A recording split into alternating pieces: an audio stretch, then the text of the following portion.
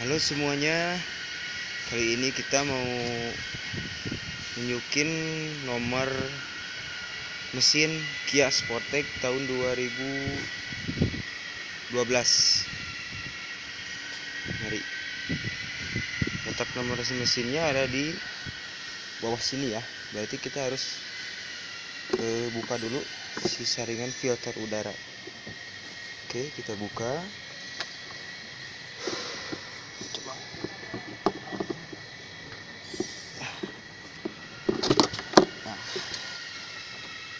Kita buka dulu saringan filter udaranya.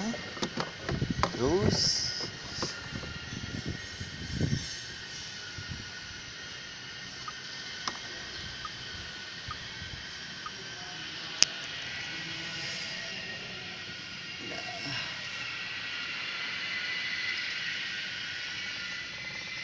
oke. Nah, ada di sebelah sini. Kemudian untuk nomor rangkanya ada di bawah jok.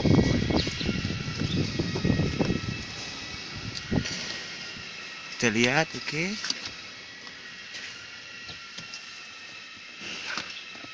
Ini nomor rangka Kia Sportage. Sekian, thanks for watching.